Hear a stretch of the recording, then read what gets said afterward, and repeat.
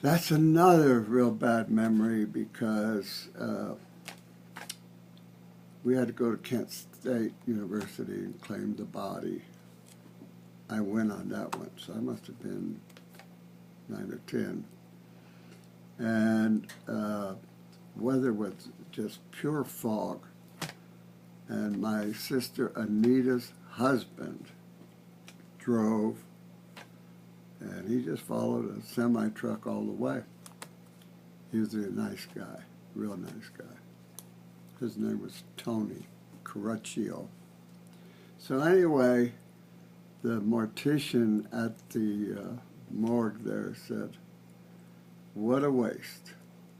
The man had a perfect body. He's built just all muscle." And so that hurt, really hurt. So then after Leonard, that was my brother Leonard. And try to keep straight here. I think my sister Tony was born. Oh God, Tony suffered the most. She went to beauty school too. And so the two sisters were working like hell to make money for the family. But she turned into a tomboy because she had to survive. I mean, she had to do everything we did, the guys did. And she had a different kind of complexion. She was more olive-skinned than the rest of us. We were black. But she had an olive skin fit. She was very pretty, by the way. And she worked all the time. And then she had to look after our us. And that was not an easy job.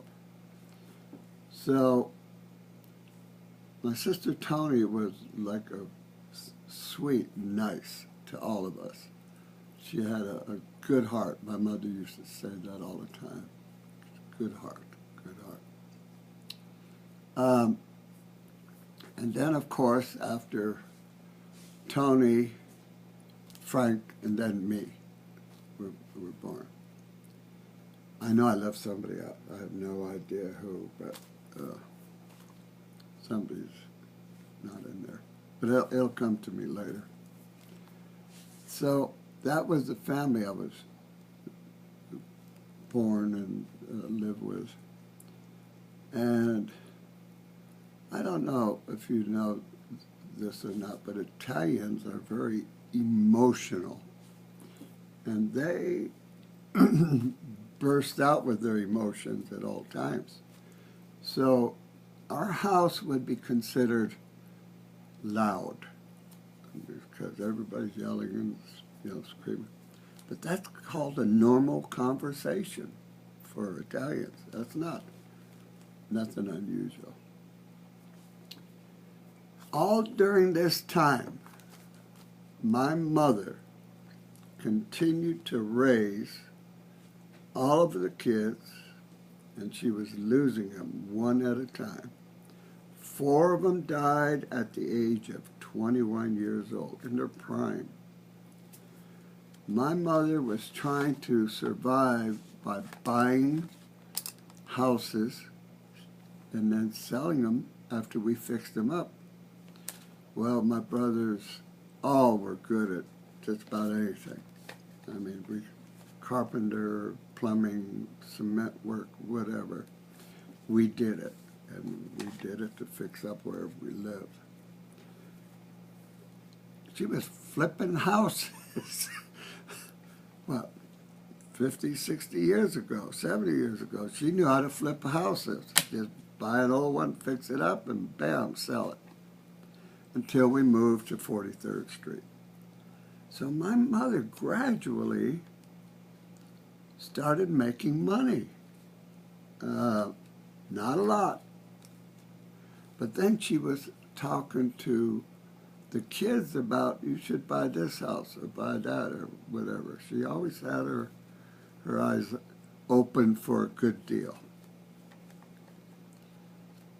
So we did not get into real estate, which we should have if we had any sense. But the main thing is that she suffered more grief by losing all her children. They were dying before she died, and she did not want that. 4 at the age of 21, I think 1 at the age of 5 or 6, appendicitis, who would guess? 1 stillborn, and 2 in accidents. So today there's 3 of us left. Now that we have some idea of the family and kind of what order they came in, I can start telling you about different things with which brother or sister or what my mother got involved with. My mother was almost like a matriarch, or like a queen. Remember, we had 3 sisters. She had 3 sisters. They're my aunts, living right near in the same neighborhood. And they looked to her a lot on things their kids should do or shouldn't do. My mother's only problem, I think, was she was ultra religious. And nothing wrong with that. But she was demanding it of her children, and there's a lot wrong with that because we kind of resented a lot of that. So I only remember 10 of us, and I wrote that down right here. And it's me and my brother Frank. Then it's Louie and Johnny, Timmy and Batu. Batu was another good, I don't remember him well because I was very young, but Batu was handsome, just very handsome, and I think overly polite. I mean, he was just very considerate. And he died in an auto accident. And when he died, he had 17 cents in his pocket. He was with a bunch of other guys. He was not driving, and the guy was reckless, and they all died in the car. My mother, till the day she died, 17 was the bad number in the family. And it came to play in several deals where 17 come up and my mother would just stop right there and say, nope, not interested or whatever. So that had a lot to do with it. Okay, now my future blogs, I'm going to start giving you what happened with this brother, that brother, so we got an idea now of I'll tell you just one short story. With Timmy, decided to make his own, I don't know if it was whiskey or beer or whatever. By the way, we made our own wine, which was unbelievable. I mean, really good. And when I was a baby, my mother used to dip bread into wine and feed it to me. And I was like 6 months old, you know, just a baby. But getting back to Timmy, he was making wine or beer in the basement of his little cottage, Madison-on-the-Lake. That's where my brother Johnny lived too. And I swear, the whole town could smell it. I mean, it was strong. So Timmy decides to get rid of it because I guess the police were interested.